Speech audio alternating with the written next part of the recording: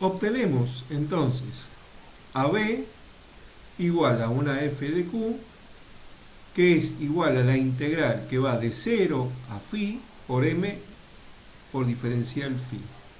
Analicemos ahora qué es lo que es B. B es el arco de meridiano, medido sobre el meridiano principal, meridiano de contacto, desde el ecuador hasta la latitud del punto. Ahí tenemos un arco de meridiano. Y el arco de meridiano, que va desde el ecuador hasta el polo sur, es un cuarto de arco de meridiano. Volviendo a la expresión, B igual a la integral entre 0 y phi de m diferencial phi, donde m es el arco de meridiano, ¿sí? Y de la expresión que nosotros, se nos fue, de la expresión de m que hemos visto en geodesia, la llevamos aquí. Esta es una integral elíptica, ¿sí?, cuya resolución no es parte de este curso. Acá abajo vamos a tener nosotros a qué es igual m, a qué es igual r, el arco del paralelo, a qué es n, es la gran normal, ¿sí?, la relación entre el arco de meridiano y la gran normal, la primera y la segunda excentricidad, ¿sí? La integral elíptica puede calcularse con mucha exactitud mediante el desarrollo de serie binómica de su integrante. Y la solución es esta que estamos indicando acá. En esta solución aparecen coeficientes a sub 0, a sub 2, a sub 4, a sub 6 y así sucesivamente. Cada uno de esos coeficientes tienen estos términos que están indicados en estas expresiones.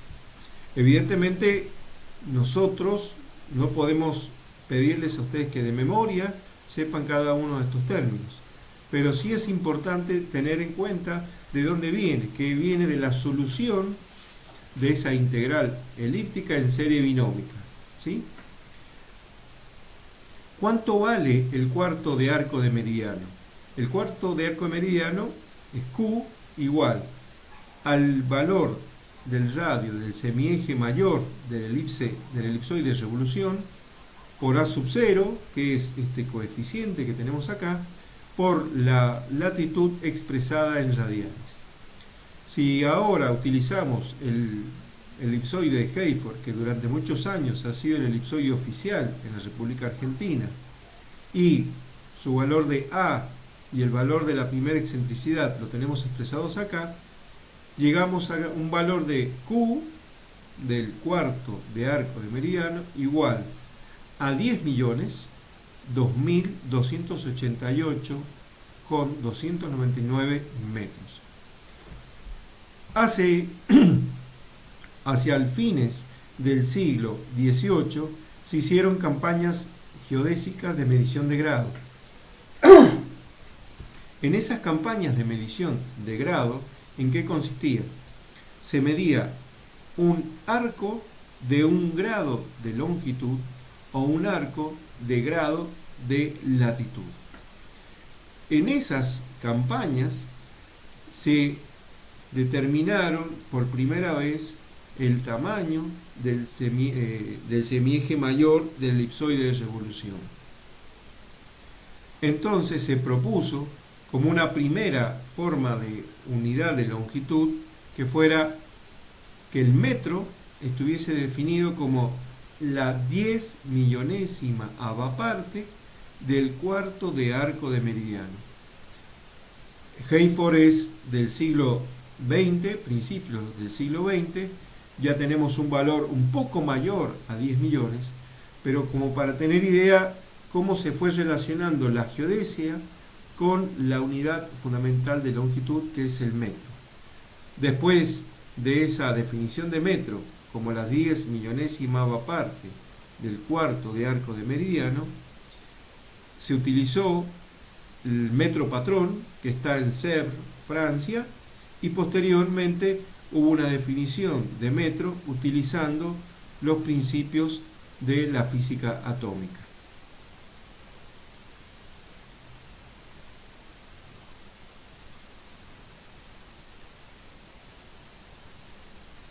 Bien, nosotros entonces para determinar las ecuaciones de proyección es necesario conocer las derivadas sucesivas de esta función, de la función original, ¿sí?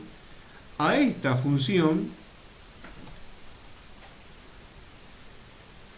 la tenemos que ir calculando en su derivada primera, segunda y así sucesivamente como lo estamos viendo ahora en estas diapositivas. Evidentemente esto es un trabajo matemático bastante largo que ustedes tienen en los apuntes. Ahí tenemos para la derivada segunda, tenemos la derivada tercera y la derivada cuarta. Reemplazando todo eso en las ecuaciones de proyección, vamos a tener esta expresión, que evidentemente es una parte de la proyección Gauss-Krüger, de las ecuaciones de proyección Gauss-Krüger. Acá hay un detalle a tener en cuenta. ¿Cuál es? En primer lugar, si yo he medido con una precisión milimétrica, evidentemente ese milímetro no lo voy a poder volcar en una carta de formato papel. Pero yo sí puedo calcular mediante todos los términos de las ecuaciones de proyección Gauss-Krüger cuánto vale x e y y asignar el valor x e y de proyección cartográfica por cada punto medido sobre la superficie terrestre. La cantidad de términos que tiene x y la cantidad de términos que tiene y está en función de la precisión de medición en campaña, de lo que yo he medido en la superficie terrestre. Hay un principio elemental que dice: a medida que yo tengo una mayor cantidad de operaciones matemáticas, mayor es la cantidad de pérdida de precisión que voy teniendo. Por lo tanto, si yo he trabajado al milímetro, evidentemente ya no voy a tener, podré calcular al milímetro todo, pero no voy a tener con precisión milimétrica en X y en Y. De todas formas, cabe decir que hoy en día es posible calcular con muchísimos términos, tanto X como Y, como les estoy señalando ahora. ¿Por qué? Porque tengo los medios, como es la computadora, y tengo programas que me permiten hacerlo. Además, lo puedo hacer infinita cantidad de veces. Antes esto se hacía a mano en un proceso bastante largo y complejo, por lo cual la decisión pasaba por no perder precisión, pero además evitar los errores de tanto tipeo. Hoy en día esto prácticamente se hace automático. Es importante señalar lo siguiente: el valor de X es medido desde el ecuador positivo hacia el hemisferio norte y negativo hacia el hemisferio sur. La longitud L se mide desde el meridiano central de tangencia, positiva al este y negativa hacia el oeste. Por lo tanto, OI tiene el mismo sentido. Para evitar coordenadas ambiguas y o negativas, en la República Argentina se adopta la proyección Gauss-Krüger con algunas consideraciones particulares. En el año 1925, el IGM, Instituto Geográfico Militar en ese entonces, elige al elipsoide Hayford como la mejor figura que representa a la Tierra. A la Argentina la dividen en 7 fajas, de 3 grados cada una, 1,5 grados hacia el este y 1,5 grados hacia el oeste. La primer faja corresponde a la longitud de 72 grados, menos 72 grados. La segunda, que es donde está casi todo el territorio sanjuanino, a menos 69 grados. La faja 3, menos 66, menos 63 para la faja 4, menos 60 para la 5 menos 57 para la faja 6 y en la faja 7 de menos 54. A cada una de estas fajas les corresponde para el meridiano central una I distinta. Fíjense que para la primera faja es 1, la segunda 2, 3, 4, 5, 6 y 7. Pero después del millón, tenemos que para el meridiano central todas están en 500.000. Entonces, de esta manera, podemos, en la Argentina, determinar, podemos tener puntos que tengan la misma latitud, pero contando con la faja, yo podré saber en dónde está, si está en la faja 1 o en la faja 4.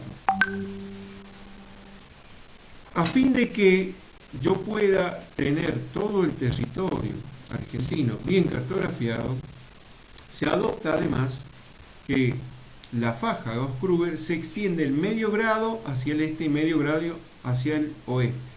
Por lo tanto, tenemos 2 grados para cada lado del meridiano central.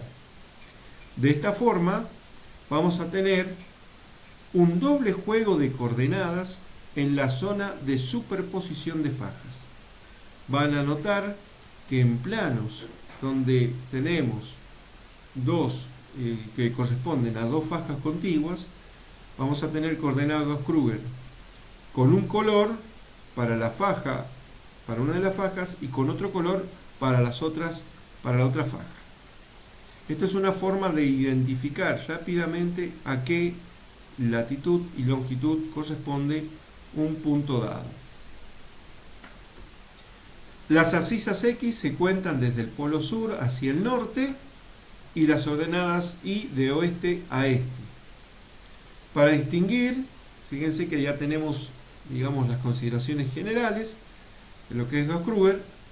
Para distinguir por sus coordenadas a las 7 fajas, el IgM le asignó al meridiano 72 grados la característica K1, al de 69 el número 2 y así sucesivamente. Para evitar que se repitieran los valores de la ordenada I y principalmente para evitar el signo negativo de las mismas, a cada meridiano central se le establece el valor 500.000 y se le antepone el número de la faja, es decir, de la característica K. Todas las cartas Gauss-Krüger deben contener el correspondiente canevá cartográfico, es decir, la cuadrícula rectangular, pero además el canevá geográfico, es decir, la red de meridianos y paralelos. El IgM adoptó la cuadrícula Gauss-Krüger, la cual es trazada formando un cuadriculado de 4 centímetros de lado, cualquiera sea la escala. Para cada escala de las oficiales, 4 centímetros representan una determinada longitud en el terreno que llamaremos L. En el canevá deberá trazarse las líneas curvas, coordenadas Gauss-Krüger XY, correspondan a múltiplos enteros de L expresados en metros. Para esto vamos a hacer ejercitación posterior. Acá tenemos una expresión un poquito más larga de las ecuaciones X e Y, de las ecuaciones de proyección. Acá lo importante de este gráfico, de esta diapositiva, es el gráfico que tenemos acá a la derecha. Veamos. Si nosotros tenemos, en primer lugar, el ecuador, el meridiano rectificado, el sentido positivo de las Y hacia la derecha, el sentido positivo de la I negativa hacia la izquierda del meridiano central, ¿sí? Es decir, positivo hacia el este, negativo hacia el oeste. El arco B se mide por el meridiano central, desde el ecuador hasta la longitud, hasta la latitud del paralelo que yo quiero determinar sus coordenadas Gauss-Krüger. Entonces fíjense que acá tenemos esta curva que estoy indicando acá, es el paralelo del punto P. Esta línea que es el meridiano rectificado, meridiano central, es el meridiano central. Entonces, desde el ecuador hasta la intersección con el paralelo del punto P, tengo el valor B. Luego, ese valor B sumado algebraicamente con ese, me da el valor del cuarto de arco de meridiano. Entonces, ¿cómo se calcula finalmente?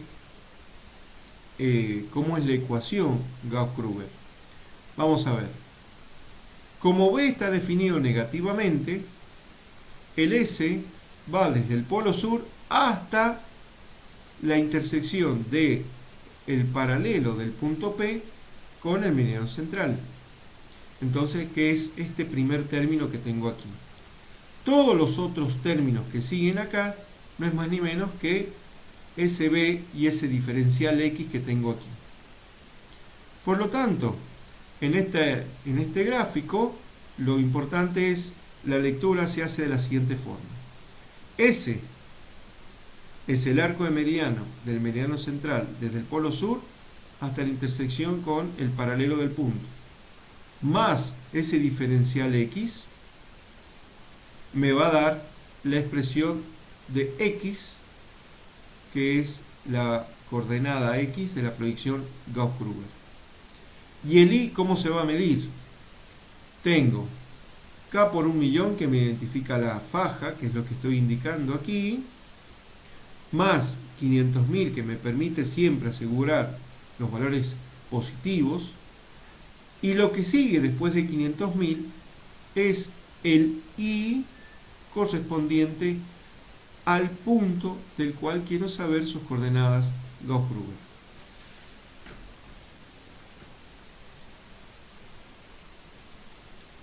El territorio argentino, como se ve en el gráfico, está dividido en 7 fajas.